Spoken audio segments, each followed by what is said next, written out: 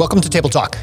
Today we're going to explore what happens when someone who's lived a family business journey, the highs, the lows, and the deeply personal decision to sell, channels all of that experience into helping Canadian business families thrive. We'll hear about Steve's early days co-founding a craft brewery with his dad, the perfect storm that led to a difficult decision to exit the business, and the future of what family business support looks like in Canada. Welcome to Table Talk, the show where business families share candid stories of growth, leadership, and legacy. I'm Matt Knight, your host and Executive Director of the Alberta Business Family Institute. Today, I'm joined by Steve Beauchesne, the CEO of Family Enterprise Canada and the Family Enterprise Foundation. Over 16 years ago, Steve left a career with the Ontario government, co-founded Beau's Brewing with his father, Tim, and grew it to be one of the country's largest organic beer producers and Canada's first B Corp certified brewery. He's navigated growth, governance challenges that comes from building a family brewery, an employee share ownership plan, and ultimately, the deeply personal decision to sell the business alongside his family. Now he's taken everything that he's learned and is channeling that into leading a national organization to support Canadian family businesses and the advisors who serve them.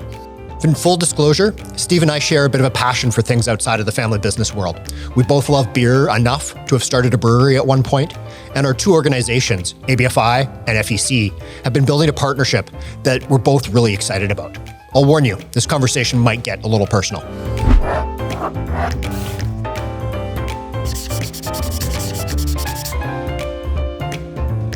Steve, welcome to Table Talk. Hi, Matt. How you doing? Good. Yourself? Great. Thank you for having me on the show. Yeah, no, I'm happy to. I was thinking on the drive in this morning, I was like, why haven't I had an episode with Steve earlier? It would have been a cool introduction, both for myself and also for our communities. So let's start a little bit with the Beau story. So your dad, Tim, how I understand it, he had a bit of a career in kind of the textile industry, or the textile manufacturing industry. That was kind of winding down, or his business was winding down. And then there was a phone call or a patio beer or something that he pitched the idea to his 20-year-old son of starting a brewery. Take us back to that conversation. Yeah, so I was a little bit older than 20, but yeah, otherwise that's pretty accurate. My father had been running textile business for about 25 years. That whole industry was moving out of Canada, basically. And so he had to make a tough decision, basically follow the business or shut it down and try something different entirely. And he decided that at his stage in his career, he wasn't interested in kind of picking up and moving to another country kind of thing. So he developed probably 5 or 6 different ideas for a new business to launch. And I was doing business planning at the time for the Ontario government. So he came down and visited me. I was living in Toronto and started basically brainstorming different ideas he'd had. And as we went through it, I can't remember what the order was, but we never got past the brewery one, because as soon as he said, "Hey, Steve, I see you're into this craft beer," I think he used the word micro beer because it was so long ago. Yeah. But he said, you're really into it and you're home brewing. What if I was to start a brewery in our little town? And I instantly said, well, if you're serious about that, not only do I love the idea for you, but if you'd be interested, I'll quit my job, sell my house and move back home and start a brewery with you. So it could have been it could have even been like Beau's Cheese Factory. Like there was lots of options on the table at the time. There was quite a few and they were all over the map. Yeah. Yes. So like you said, you were in your late 20s. You had a good government career. You also had a punk band on the side. What, aside from that love of beer, what made you sell that house and move back to Van Vliet Hill? What is it, about 2,000 people? Hill, yes, a good Dutch name. Yes. Yeah. So I've always had an entrepreneurial drive. I love the idea of creating something from nothing. And to me, sort of the ability to have impact is very important. And each of us on our own has a certain amount of impact we have around our community and the people we interact with. when you're in a business setting, you get to multiply that impact because you're now sort of working in the economy and working on community in a different way. So to some extent, the fact that it was a brewery was great because I loved beer and I loved the idea, and it seemed like a really good market opportunity. But for me, sort of the entrepreneurial spirit runs deep, and I think that comes from watching my father sort of go through all the trials and tribulations he went through in the textile business beforehand. Nice. That makes sense. A lot of kind of watching how he grew his business growing up, and then channeling that into kind of what you wanted to do. So walk us through kind of that after that conversation. So you sold your house, you moved back, you had to get all this equipment ready, you had to get this beer made, and I think there's something what you did. Your first pint of Lug Tread was Canada Day 2006. How do you get to that point? Like, what were those early days like? The early days were really tough. So I had a 2-year-old and a 2-week-old when I decided to move home, and we were not a family that had a lot of wealth. So to get this thing off the ground meant a lot of sacrifice. So I decided that I would move my entire family into my parents' house and tried living again with them during sort of this startup phase. My mom took a job selling shoes, as well as a second job at a spice manufacturer, as well as on top of that doing all the bookkeeping for us. My sister, my brother, each had full-time jobs, and they'd be helping on the side. And my father and I were just basically putting every ounce of energy we could into building the business plan, raising funds, figuring out how to do this. Neither one of us had any experience in the beer industry, so there was an incredible amount of learning we had to do. And sort of looking back, the interesting part is that it didn't seem like it was a risky thing to do at the time. And looking back now, I realize not only were we risking sort of financially our livelihoods and everything, but we were also risking all of our family relationships. And this was, the first time that I'd ever worked in this capacity with my father. I had during high school sort of part-time jobs at his business, so kind of understood a little bit of that, but I never tried working with him on a partnership basis. And there was a couple of rocky moments in there, I have to admit, and but there was also sort of just the joy of getting to work with not just my father, but my mother, my sister, my brother, and it brought us really close together because we were not only working all day together, but then I was literally living in my parents' house again. So it was kind of the downside was we were always in each other's atmosphere, but it really sort of was a great time at the same time. Yeah. So, and you mentioned kind of some of those rocky moments and some of those tribulations. Is there any kind of one that stands out even today as like, holy shit, we made it past this? Like that was the hardest thing that we've done as a father and son or as a family? As a father's son, it was actually fairly early on. So my father and I, and I would say our company in general, did not have great sort of formal governance. We were a very sort of typical family business. And Dad and I eventually worked out this sort of governance structure where whoever believed stronger about something would argue about it longer than the other one. And eventually one of us would just give up and let the other one do it. But as soon as the other one let you do it, you knew you were responsible for making sure it worked. So there was kind of an accountability thing that happened there too. But the first time that we sort of had one of those great debates, Dad still had the impression that this was not a partnership. This was you're working for me, kid. And we got to a certain point in the conversation where he was finished with it. And he kind of dismissively said, Steve, can you just go get me some milk? I'm out of milk for my coffee.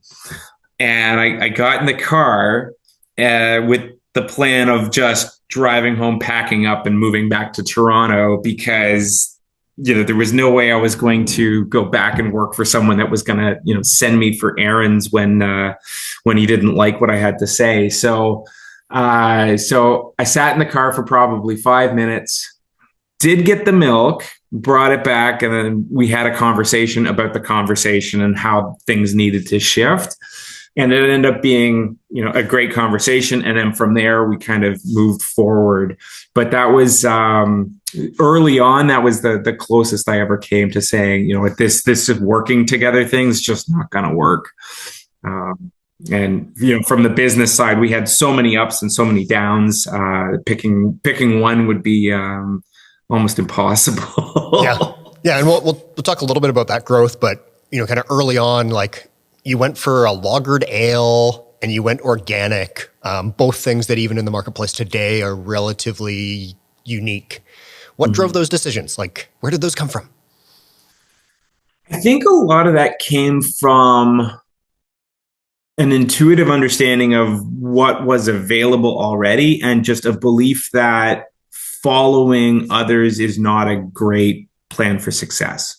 So, and that's I'd say an ongoing criticism I have of Canadian brewers in general is they tend to say, oh, that brewery had something successful, let's copy that brewer, instead of, oh, that brewer was successful because they created something new, I should try to create something new.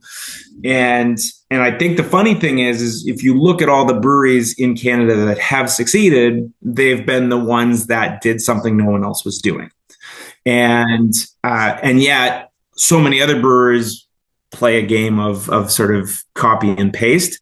And so for me and for Beau's, the really important thing was, let's do something that you can't already get, because if you can already get it, what's the point? And so there was no one else really doing anything like a lagered ale. And to be honest, the term lagered ale didn't exist. It doesn't make sense. Well, it's kind of like jumbo shrimp, right? It's an oxymoron. But the style that we based it off of from Cologne, Germany, was not available at all in our province. There was one brewery out, I think, in BC that sometimes had they were called a Kolsch, the style of beer. And what we also realized is, as fun as it is to do something that no one else is offering, trying to make it accessible, but also sort of highlighting its uniqueness was important. And that's where we came up with lagered ale. It is a unique beer in that it is fermented with an ale yeast, and then it's aged like a lager, so it becomes a lagered ale. So using that sort of very literal phrase allowed, I think, people to kind of have that wait a minute moment, because a lot of people think they know what an ale is, and a lot of people think they know what a lager is. And when you put the two words together, they said, well, that makes no sense. And that gets them interested, and that's how they find out what we're doing. And so we just wanted to be the leaders of that, not the followers. And then I think there's also a sort of a perspective of how do you use your business as a force for good, and that eventually led us down the road for becoming a B Corp certified brewery. And that idea I mentioned earlier about impact and the ability to scale the impact you have with the choices that you make as a business. Yeah, and it's a pretty powerful opportunity, both in the family business space, but also in the craft brewery space, to have that impact and kind of build community. And I think that's probably one of the biggest connection between kind of your past roles and your current role. So one of the other things, and I'll move on from Beau's pretty quickly here, but one of the other things that you did there was you created an employee share ownership plan at some point. My guess is that probably goes back into the impact side as well and trying to help the community, and then like the B Corp that you were talking about. But how did family values play into all of these big decisions that we've talked about? It's a great question. And I would say there's some decisions were natural extensions of how we operated as a family, and some were I guess aspirational, and some were really just strategic decisions on the business. And I would say the ones that came most naturally were the way that we interacted with our team and in our hiring decisions. We made a conscious decision to hire friends and family and people that were close to us in the community, and really tried to build community in our town and abroad with sort of the people side of things.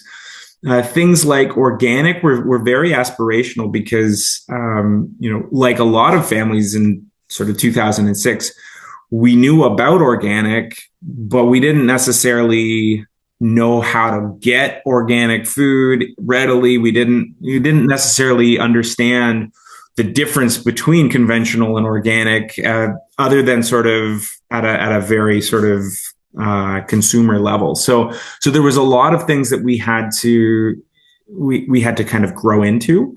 And that was also sort of one of the interesting things about sort of making commitments for the business, is it kind of in a lot of ways was committing the family to progressing as well, which is kind of interesting. Yes. So you mentioned hiring lots of friends and family. At what point did Beau's feel less like this family experiment and more like a governance challenge? It was after we did the employee ownership plan. That was, by far the most generous thing our family's ever done, and it really did not have the impact we were hoping for. Oh, no. And that was largely because we didn't recognize the governance challenges involved in going from tightly held, all family members ownership to here's 130 new owners that all want to know, like, hey, can I park in the front? Can I do this? Or hey, I put a few dollars in, and I'd kind of like to go buy a car. Can I get my money back out? And we put a lot of work to build governance structures in place. And this is one of the things that I love about my current role is I can explain firsthand what happens when you write down a lot of things that sound good in governance, but that you don't actually have the infrastructure and the processes to actually make them come to life.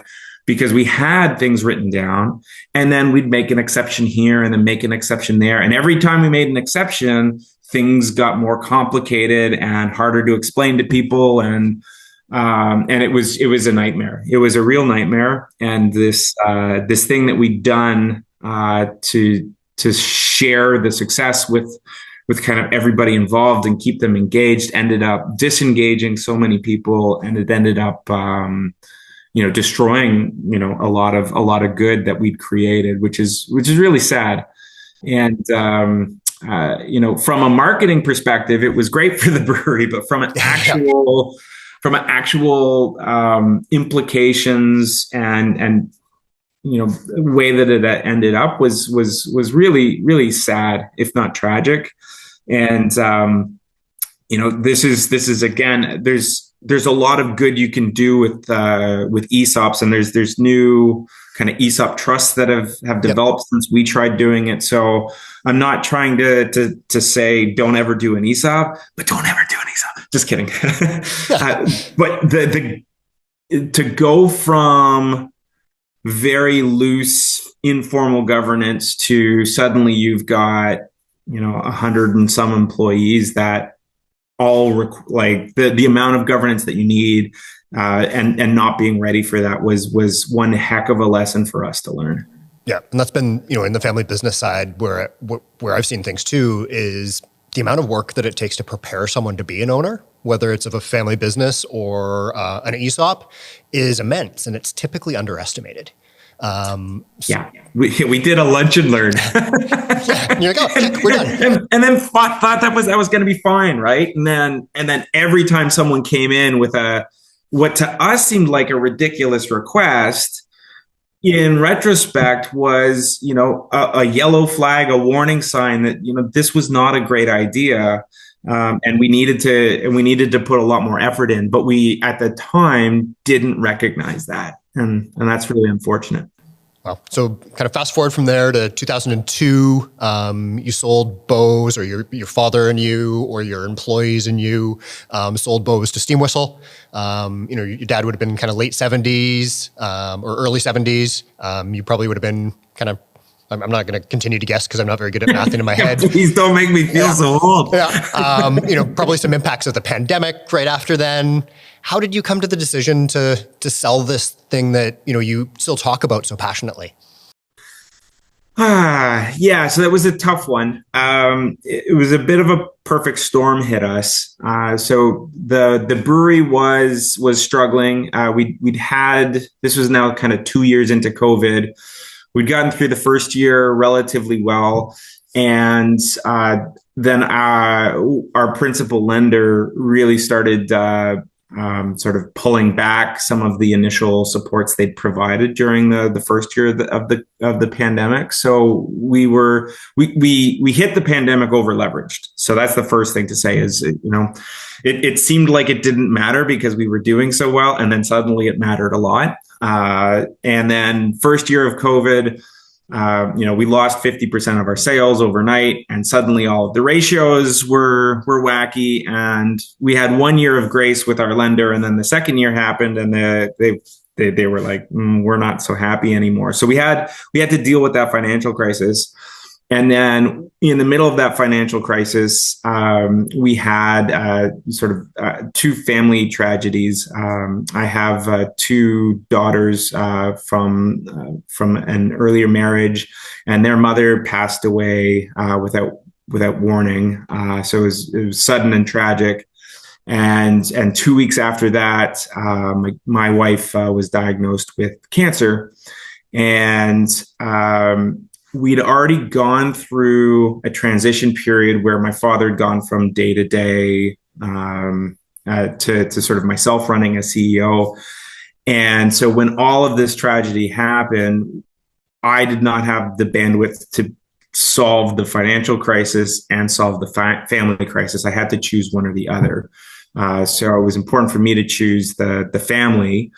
And my father wasn't in a position where he felt he could come back in. And this is again where, what I've learned has so much implication to what I do now, because we'd assumed, because we'd done a transition and I thought I was 15 to 20 years away from retirement, that I didn't have to think about transition. I didn't have to think about, and so we didn't have a contingency plan in place. And, had we had a financial challenge, crisis, whatever you call it, we could have solved it. Had I had a family challenge, I'm sure we could have gotten through it. Kind of three hitting all at the same time was too much for us as a family. And so we made the decision to sell. And, thankfully, we built relationships with other brewers throughout sort of our time, and we were able to kind of make things happen quickly. I'm still not, completely at zen with this, but I have to say again, being able to take what I learned the hard way and now translate that into helping other families and business together thrive and get past the major crises that happen is a bit of a sort of mission for me, and it gives me great purpose. Yeah, nice. Yeah, so kind of a lot of that experience that you went through and that really hard kind of personal journey that you went through where, there's a quote from one of our signature families where he said, family is difficult, business is difficult, but family business is more difficult. And I always laugh at that just because it's so simple, but it once you understand it, you understand it. So a lot of that experience, it led you into a role that most people probably didn't expect, and you probably didn't expect. So your kind of first entry into Family Enterprise Canada might have been as a member. I think you were also Family Enterprise of the Year back in like 2010. I think you declined doing the halftime show with your punk band, so you ended up emceeing instead. So what's your memory as kind of a Beau's CEO being a member of Family Enterprise? Like, what do you think about like the impact that they had in your career and with your family? That's a great question. So my first introduction was through the Family Enterprise of the Year award. We'd received the nomination. We didn't know if we were going to win, but we were a finalist going to a symposium. And up to that point, both my father and I had no idea that there was any research, any support, anything for family businesses. And so we really had an eye-opening experience at the first symposium, and it was really eye-opening to kind of hear other families talking about what they're going through, hearing experts and researchers talking about sort of the broader scope and best practices, and so it was really eye-opening. And then we joined, and this is where I think a lot of families make there's a struggle with this, because you've got your own professional development you've got to do, you've got your industry development you've got to do, and now you've got this on top of it. Oh, we've got to develop our family and our family governance and all of these other things, and it was overwhelming and exciting all at the same time. And so we did spend a bit of time starting to have bigger conversations with the family, and in particular, Family Enterprise Canada, I would credit with us realizing we needed to expand the conversation beyond just myself and my father, because we were the majority shareholders, and up to that point, we really had the sort of the old school founder tech sort of perspective, where we really just didn't even understand why we should have to talk to the other family members about things like ownership, and they literally were minority shareholders. So you think about sort of the mindset was just I guess backwards, and so Family Enterprise Canada really helped us understand that beyond just the financial implications of ownership, there's the governance, there's the setting the next generation up. There's all of the things that we just didn't realize. So yeah, there was a lot of things there, and the reality for us was, and I think we struggled the most, was how do you fit this in on top of the everything else? We're in a brewery that's growing 80% a year.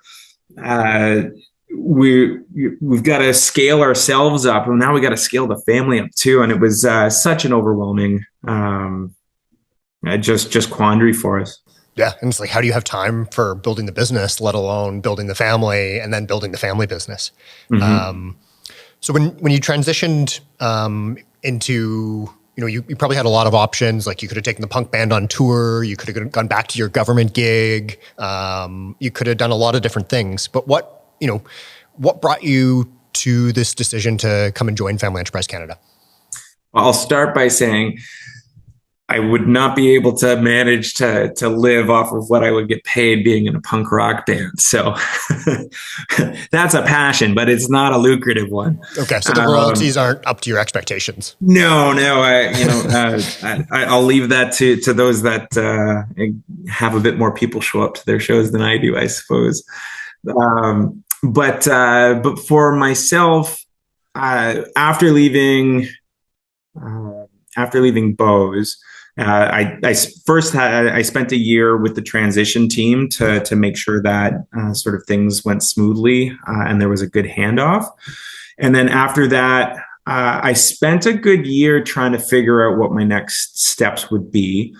And I was literally in the process of starting a new business when I kind of came across this Family Enterprise Canada was looking for a CEO. And it really kind of stopped me because, again, I started thinking about impact, and I was thinking, well, I have had a certain amount of impact with Beau's, and I'm really proud of that. But at the same time, you know, that's now over. So you got to move on. I could attempt to have the same amount of impact again, starting another business. And then I thought, well, I could maybe sort of leverage it a little bit if I could consult with, 5 or 6 businesses and then maybe have an impact in all 5 of them. But if I look at Family Enterprise Canada, I can impact all of the businesses that are members. And then Family Enterprise Canada also has, close to 600 advisors who then provide expert guidance to, thousands of Canadian businesses.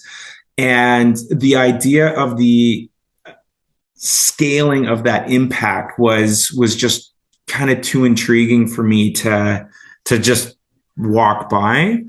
And that's really what kind of brought me to start having conversations. Okay. And it's been about 2 years now, I think.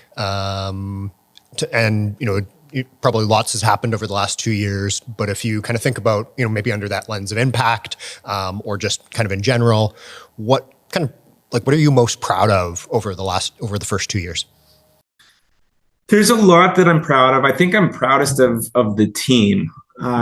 We've got a great team at Family Enterprise Canada, and when I came in, the organization had gone probably almost a year without a CEO. So the board of directors had, put in a lot of extra effort and kind of kept things running. And so the team was kind of at a sort of low point when I showed up, and seeing how they've grown and taken on challenges and adapted has been really sort of, I think, the thing that I'm proudest of in terms of what the organization's doing and what we continue to do. I think the thing that's most important to me is the sense of community that we bring, and I think it's a mind shift that we've had, going from sort of feeling like we are a citadel of knowledge and people should come to us for enlightenment, into one of being a convener or a connector of people. And so having partnerships like we do with ABFI are such an important part of what we're doing now, because again, it's leveraging and scaling impact is really what we're trying to do. And what we're trying to do right now is scale that sense of community. So working with ABFI, we can bring the value that you create to our members across the country. And then when we work with members across the country and then connect them with ABFI, that then gives ABFI sort of a richer context of the sort of the Canadian ecosystem. And we start building things, and it's this, again, it's the 1 + 1 = 5 formula here, where we let you be experts where you're experts. We connect you with our community, and we all kind of grow from that. Yeah, yes. And I wanted to get a little bit deeper into one of our partnerships and talk a little bit more about peer groups. But before we do that, I want to break up kind of the conversation a bit, bring the intensity down. Maybe not that we got super emotional there, but there's a couple points. I like to do something called a lightning round. So we're going to do 5-6 questions, super quick. Don't overthink them. You kind of one sentence answer. Ready? No overthinking. Promise. Promise. Okay. First beer you ever brewed at Beau's, was it drinkable? Yes, but it was way off. Okay. Punk rock or craft beer, what community taught you more about business? Punk rock. Nice. About family. About family? Yeah. Punk rock or craft beer, what taught you more about family? Punk rock. Okay. Best part about working with your dad? The jokes. Worst part about working with your dad? It's gas. I wasn't expecting that turn. You said not to overthink it. I'm sorry, Dad. It's good. Favorite beer that's not Beau's or Steam Whistle? Backhand of God stout. Okay, nice. Complete this sentence. The biggest mistake a family business can make is? Ooh, yeah, that's a thinky one. Biggest one they can make without thinking is not talking enough. Yep. Yeah, not communicating enough. This episode of Table Talk is brought to you in part by our legacy partner, Badger Investment Group at Canaccord Genuity. Led by Jeff Badger, who's also an FEA, a certified family enterprise advisor, like both Steve and I in today's episode. Okay, so unfortunately, this isn't a beer podcast. We're not paid to talk about beer anymore. So we should kind of shift into the family business conversation. And one of the things that kind of brought us together to have this conversation today was talking about both the Family Enterprise Canada's peer advisory group and also the new partnership that we have around the ABFI Forum or the Business Family Forum. So common theme in this podcast over the last couple of years really has been about business families and the isolation that they feel. So not knowing who to turn to, not knowing who to talk to when they're having an issue with their dad or their uncle or their brother or their sister or their cousin, and they just feel like nobody can understand them. You probably felt this a lot when you first moved back to Van Vliet Hill, which I'm not saying correctly.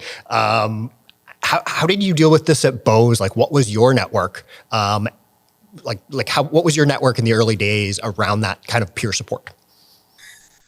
Yeah, so that was particularly difficult for me because my friends ended up working at the brewery, so it became sort of a secondary set of isolation. Because then, who do I talk to about things when sort of there's issues with a friend in the business? So it was kind of doubly isolating.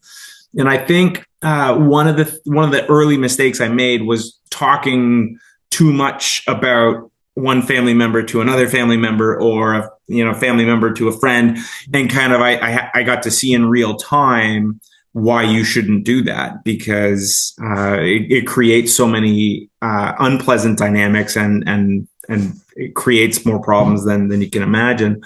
So then from there, I had a long period of time where I really just didn't talk about any issues with anyone other than my father. And again, if there was issues with my father, then that was a problem. I eventually did find a peer group, and the peer group I joined was not exclusively family businesses, but did have a couple members that were in family businesses. And it's interesting that I think the person I learned the most about family business from was actually the CEO of Lee Valley Tools, Jason Tasse. He is a non-family member CEO of a family business, and he worked from the ground up. And so he could explain to me from a non-family member's perspective how important family business was. And it was incredible. And I realize I'm getting a bit tangential here, but having that experience I would have never had had I not had the peer group, and there were other family businesses there. What I still didn't have was a group that could fully understand the family business dynamic. So I would have great one-on-one conversations with family business members, but I really didn't have the sort of the exclusive all family members conversations. And so I really feel like I never fully got that. And that was an ongoing issue for myself. Yeah. So FEC has a number of peer advisory groups. You call them PAGs. Maybe kind of walk our listeners what this might look like in practice. Who's in the room? What are the conversations like? What makes it powerful? Yeah, so great question. When we talk to our members, and we ask, because we do a lot of things. We've got events, we've got our symposium, we've got research, all these things. When we ask them where they get the most value, they almost exclusively say it's from their peer groups, so the PAGs. And when we ask them why is that, it's because they're sort of immersed in a group of other folks. Some have been there, done that, and then there's a real learning process that goes when you get someone that hasn't gone through something that you have gone through, and you get to share. So that sharing is actually a way to process and learn on your own. Is sometimes you haven't thought through the thing that they're experiencing until you talk to them about your experience. And then some of it is, sort of getting to avoid someone else's mistakes because they shared it with you in advance. Yep. The way they work is interesting. We provide support and suggestions, but we do actually let our peer groups have a fair bit of autonomy in terms of the way that they run. So if they so choose, we come in, we help them with coaching and all of that thing. But one of the things that I guess is unique about our peer groups is that they're entirely volunteer run. So within the peer group themselves, usually, but not exclusively, they'll take turns. Someone will be the chair, someone will be the host, someone will be the note taker, and then they kind of rotate. So that's one of the unique things about the way that we do it. And for some peer groups, that's one of the things they love. For other peer groups, it's a bit of a challenge for them, to be honest. Yep. So when some of your members have joined a PAG for the first time and kind of realize that they're not alone, they don't feel that isolation, they're not dealing with these things by themselves, what does that moment look like for them? It's pretty emotional usually, and we get the testimonials and people sort of volunteering comments to us, and the comments are really sort of jaw dropping, where it's, I wouldn't still be talking to my family members if it wasn't for this. I wouldn't be in business with my family. My business wouldn't still exist. The amount of credit that people have attached to their peer groups is pretty dramatic. And we had an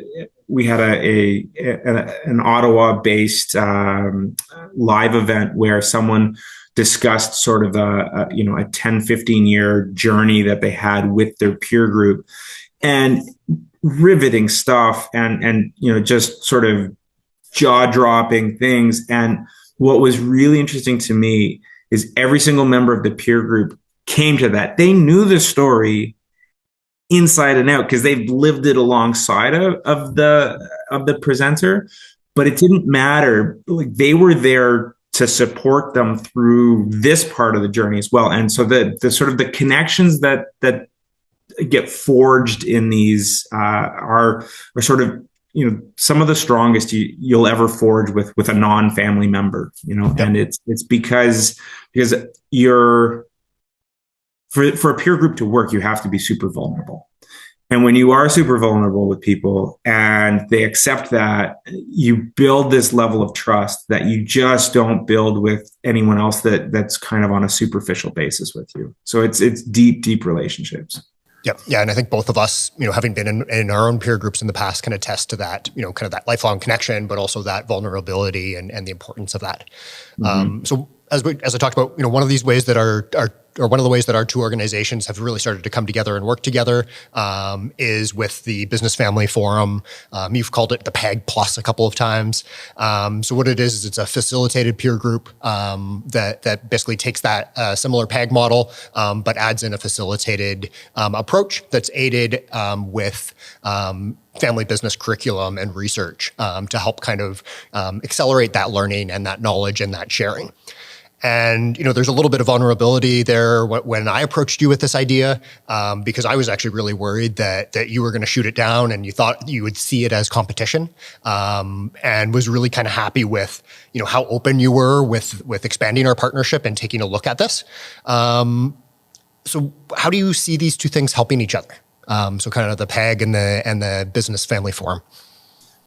Yeah, it's great. And I was just as excited as you were about the idea. And I think for me, I always start with what do our members want and how do we make the most value for our members. So I don't start with a sort of does this compete or does this hurt Family Enterprise Canada in some way. I start with the members, and because we're talking all the time with our members. Some of our peer groups, people love the fact that they get to kind of shape it the way they want. They rotate, they volunteer that, and they use that as an opportunity to grow themselves. Yep. And that's great. We have other members in peer groups that say, you know what, we kind of stalled out at a certain point because we'd exhausted sort of our own networks of contacts, and so we don't know how to sort of keep this. The connections are great in the peer group, but how do we kind of keep growing, which is an essential part of this. And so the framework that you put together, where you've got professional facilitator, you've got leading research coming in, it kind of hits all of those extra points. And I like the way that we do this in Family Enterprise Canada, where you kind of get to choose your own adventure to a large extent. And so for members that are looking for more, giving them that opportunity, I think, is wonderful. And for those members that are actually using the sort of the lack of that professional facilitation as a means for their own personal growth, well, that's great too. And so for me, this was just a great opportunity for our members first and foremost. And again, I really want FEC, Family Enterprise Canada, to be working closely with all Canadian universities, because the more we sort of, the rising tide is going to lift all the boats. And what I've found is very interesting is that this is something that is near and dear to ABFI. And so that's great. We'll work with ABFI on this particular initiative.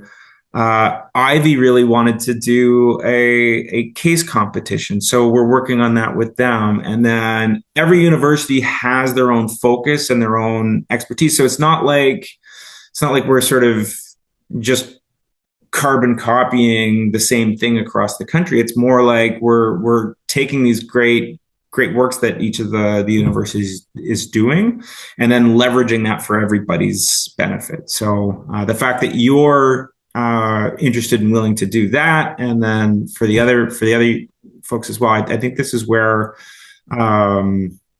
we all become stronger, more vital organizations this way. Yeah, and that's kind of the neat thing about kind of the university sector within family business as well, is just how collaborative we all are. Like, I can pick up the phone and call any of the other directors or professors, and they would instantly help me with whatever I had going on. So it's just a really cool kind of sense of community that we've built within the university system. So within the ABFI forum, so when people join that group, they actually automatically become members of Family Enterprise Canada. What does this mean to you, and kind of what does this add, aside from kind of just increasing membership, which is obviously probably a goal for any membership-based organization?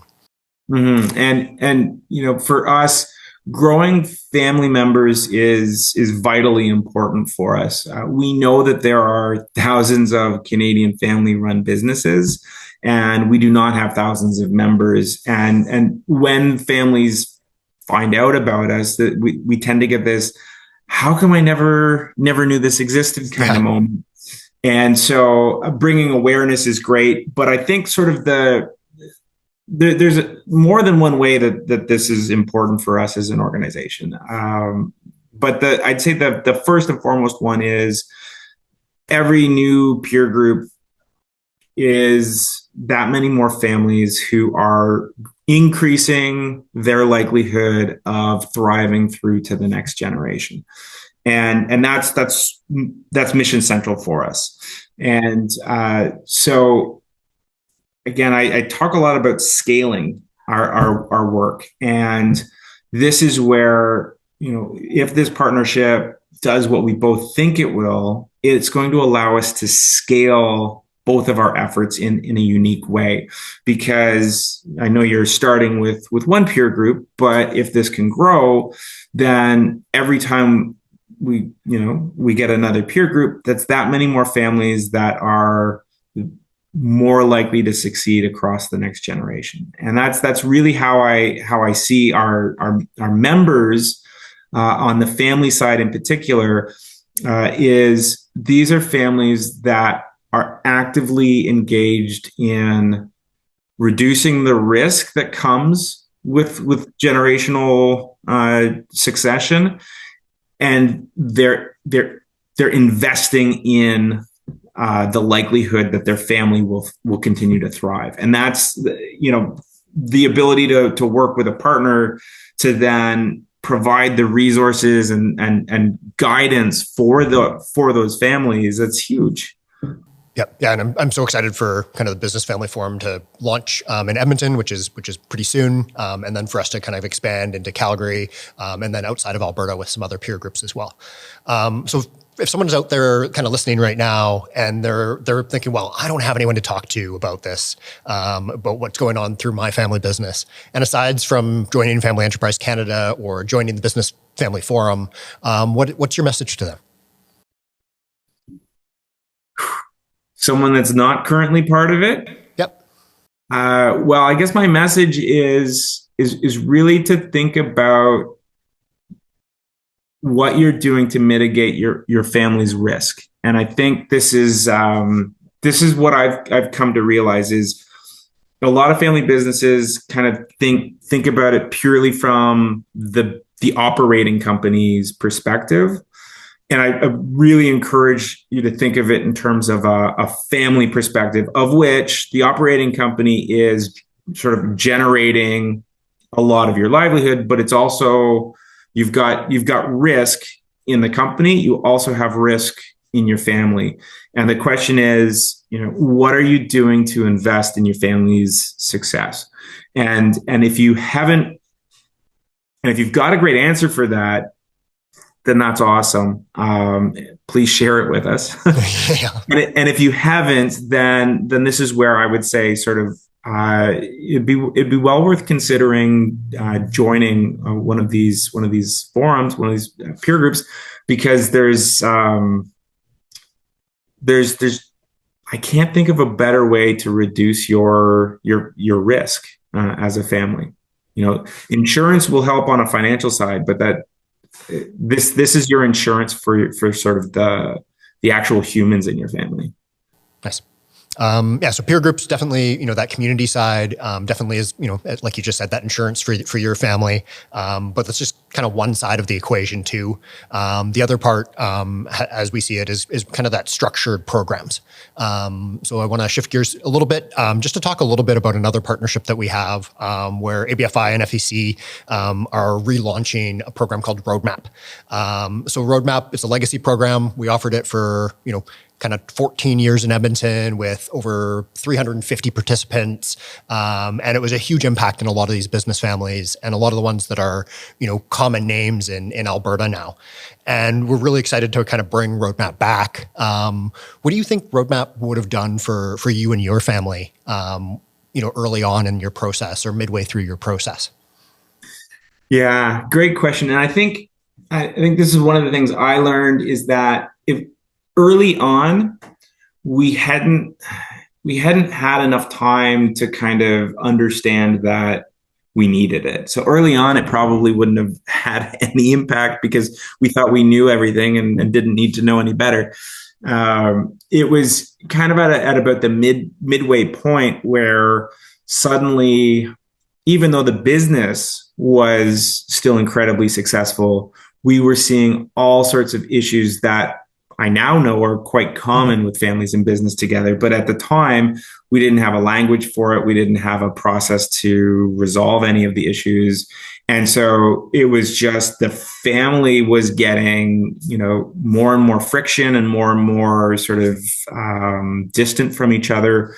And we didn't have any solutions. So at about the midway point would have been a great time to have taken Roadmap, because then we could have understood, there is language for this. There is best practice. There is a process you can follow. So at that point, the tragedies that struck our family still would have struck our family. I'm relatively sure that Roadmap couldn't have fixed that. Yep. But there's, I think, a few things that we would have done significantly different. And so those crises would not have necessarily, we still may have made the decision to sell the business, but it wouldn't have been made in a moment of crisis, and it would have been made in a much better way for the family. And we would have, done enough to sort of make sure that we had all of our foundational pieces together so that we could get through crises together better as a family. Yep. Nice. Good answer. So between, we talked a little bit about Business Family Forum and the PEG groups. We talked about Roadmap. What else is FEC doing, nationally or in Alberta that you're excited about? Our symposium will be in Vancouver this year, so it's it's a little bit of a hike for folks, but we're really excited about our symposium. Our tickets are selling 3 times faster than last year, and we've done a lot of work to make it so that it's more economically viable to attend with multiple family members. I know when that first symposium I ever went to, had I gone by myself and gone back and told my dad about this eye-opening experience I had, I don't think it would have cut through the noise for him. But the fact that we went and did it together was so impactful. So we've changed our pricing model to make it a bit easier for families to attend with multiple people. So that's pretty exciting. Our monthly webinars are really taking off. So we're typically getting well over 100 people registering, and we're getting just great speakers in. So it's kind of, and it's nice that it's in webinar kind of, we try to make it sort of for most time zones, kind of either early morning or lunch. And that allows kind of people to kind of take in a bite-sized piece of learning without sort of, kind of committing an entire day, that kind of thing.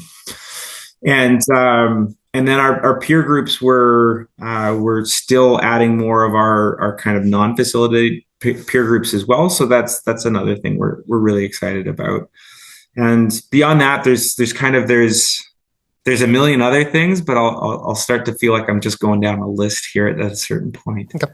Let's get maybe over that list and those kind of more like some of those items. And let's kind of maybe wrap things up a little bit with, where do you see Family Enterprise Canada 5 years from now?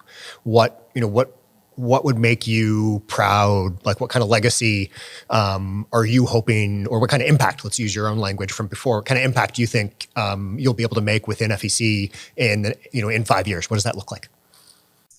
It's a great question. So I think the biggest impact that I want to have now is to get more families benefiting from what we do.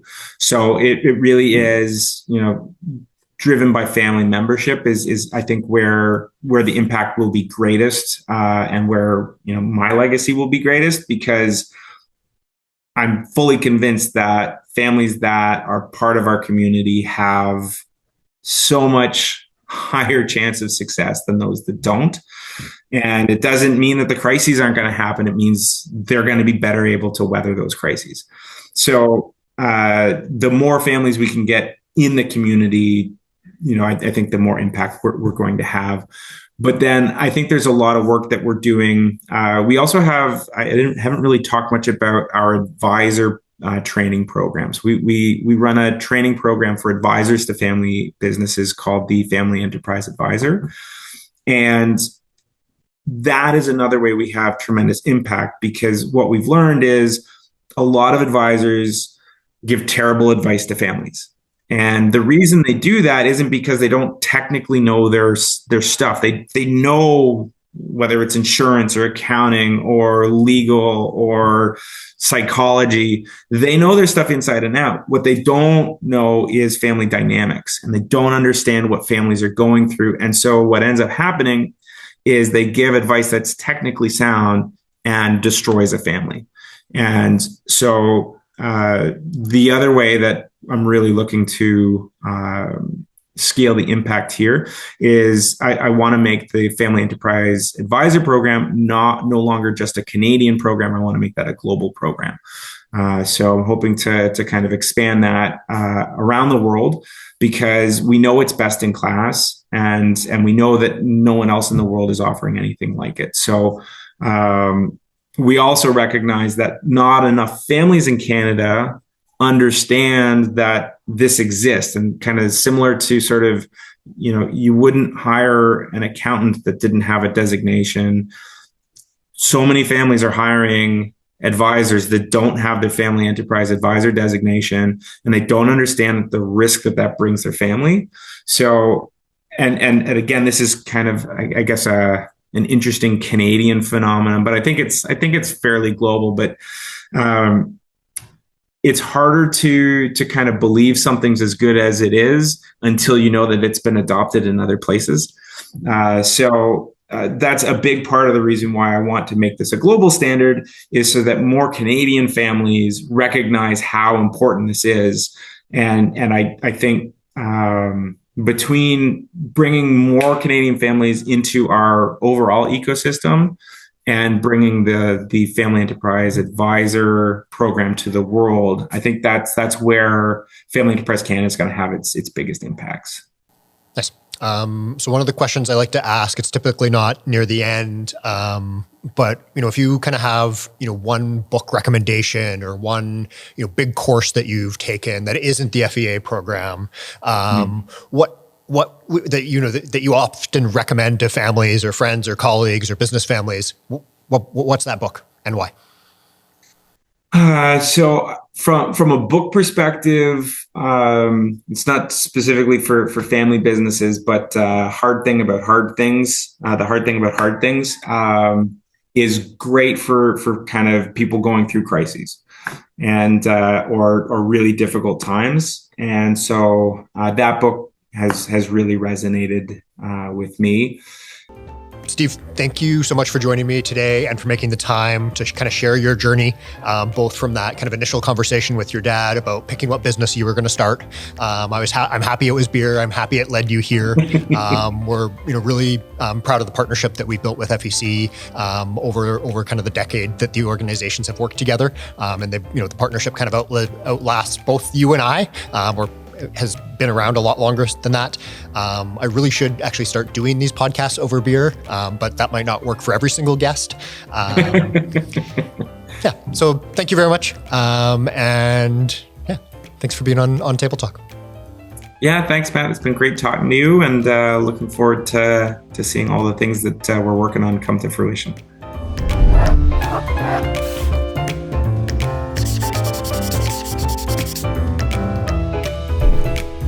If you enjoyed today's episode, follow Table Talk to stay up to date with new episodes. If you want to connect, you can reach out to me at matt.knight@universityofalberta.ca, or you can follow us on LinkedIn. To learn more about ABFI, our business family forum, roadmap, and how to get involved with our community here in Alberta, visit abfi.ca. You can also learn more about Family Enterprise Canada and the FEA designation and the PEG groups through familyenterprise.ca. Once again, I'm Matt Knight. Today we are joined by Steve Beauchesne, the CEO of Family Enterprise Canada. Thank you again for joining Table Talk.